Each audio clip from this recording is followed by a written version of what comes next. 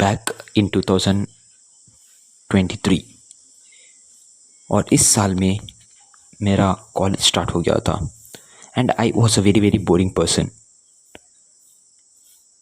Girls were not interested in me and even I was a very boring person in front of everyone. I was feeling very very lonely और उस time मैं बहुत ज़्यादा lonely था and I had a bunch of friends. ठीक है, but फिर भी दे वेर लाइक फ्रेंड्स होते हुए भी फ्रेंड्स ना होना.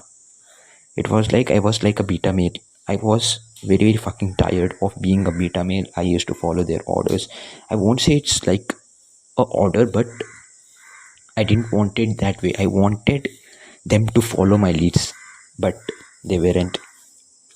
And afterwards, मेरे दोस्तों से बहुत बड़ी लड़ाई हो गई because I was not their type. I wanted to become better and they were not aiming to become better. वो बैक बेंचर्स थे and they wanted to stay like that. ठीक है, एंड उसमें उनका कोई दोष नहीं है because everyone cannot be abnormal. So everyone were criticising me and जहाँ मैं बैठता वहाँ पर वो लोग आते हैं and they were criticising me that I left them. And next year I got better friends, but even still I was lacking something. I made so many mistakes that I lost my respect. जो भी मेरे पहले respect थी, I lost it in 2000, like in next year. So what are my mistakes that I made that you can learn from and get better so that you can improve your respect drastically. सो आज की ये जो 4 चीज़ें हैं, अगर आप इसको implement करते हो तो आपको बेटर रिजल्ट्स मिलेंगे और जो गलतियाँ मैंने की उससे सीख कर आप एक बेटर इंसान बन सकते हो एंड मैं भी उस पर काम कर रहा हूँ. तो पहली चीज़ जो आपको एक बेटर बनाती है, जो आपको एक alpha male sigma male type बनाता है, वो है इंटीग्रिटी. इंटीग्रिटी का मतलब ये होता है कि एक ऐसा बंदा जो अपने स्ट्रॉन्ग प्रिंसिपल्स पे टिका रहे. उसका एक प्रिंसिपल है और वो उसको मरते दम तक फॉलो करेगा. एक बंदे का प्रिंसिपल हो सकता है कि to follow his passion, to follow his purpose for his rest of his life and he would dedicate everything to improve his life. That's called integrity. Sticking to values, sticking to his mental thoughts in what he has. That's called integrity. So देखो, जब एक बंदे के अंदर integrity दूसरे बंदे को दिखता है, that's where he starts to follow his values. ऐसे कई सारे लोग हैं, हम उनको इसलिए नहीं फॉलो करते कि वो एक ऐसा बंदा है या ऐसा बंदा. हम उनके वैल्यूज़ को देख के, उनके एथिक्स को देख के हम इनको फॉलो करते हैं. क्या आप ऐसे बंदों के साथ रह पाओगे जिनके पास कोई वैल्यूज़ नहीं है, कोई अच्छा माइंडसेट नहीं है, कोई एक ऐसी चीज़ नहीं है जिससे कि वो अपने लाइफ में आगे बढ़ेंगे? नो. एक सिंपल आंसर है. तो अपने अंदर इंटीग्रिटी लाना बहुत ज़्यादा ज़रूरी है.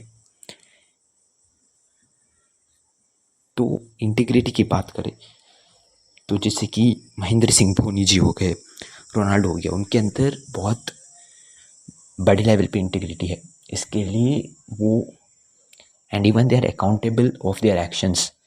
That's what makes them like a sigma alpha type of dominant personalities.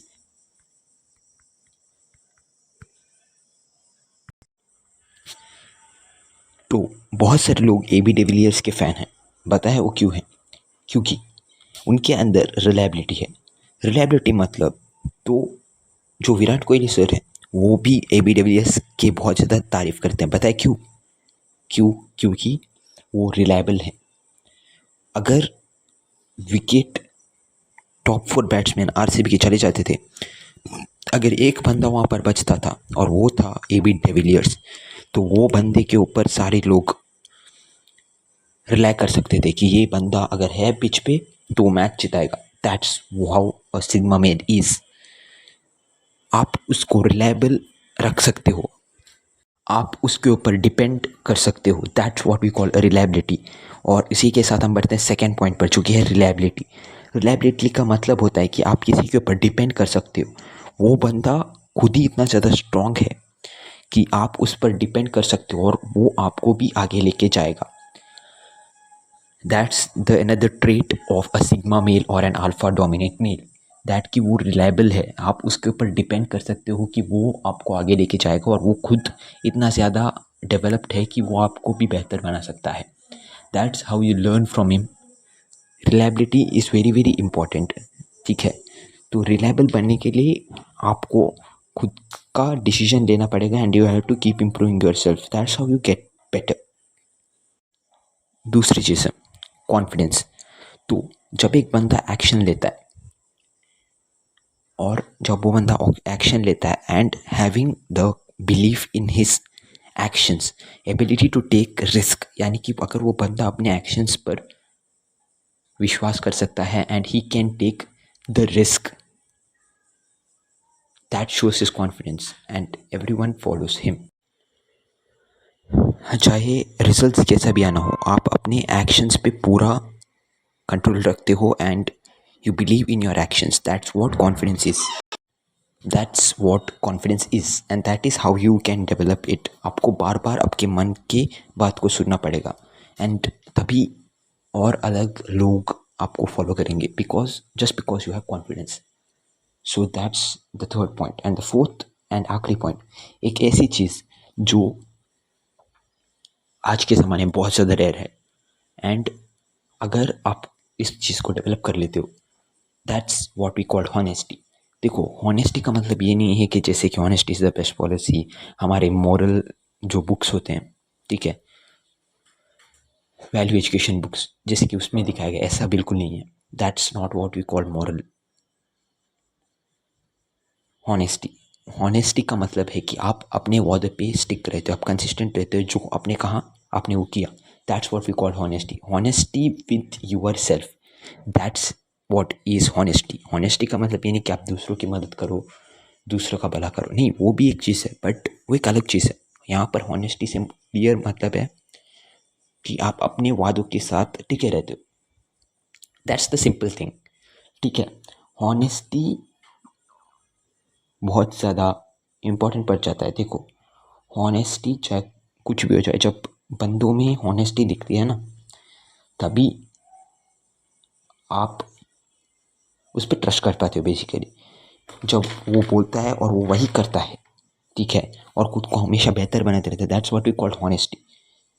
तो इस इन सारी चीज़ें जो है ये प्रैक्टिस के साथ ही आएंगी, यानी कि आपको पहले छोटे छोटे डिसीजन पर बेहतर बनना पड़ेगा। तो आगे मैं इनके प्रैक्टिकल एप्लीकेशंस भी आपको लाऊंगा और वो हो सकता है अगला वीडियो ही हो मोस्ट प्रोबेबली, ठीक है। तो तब तक के लिए बाय बाय।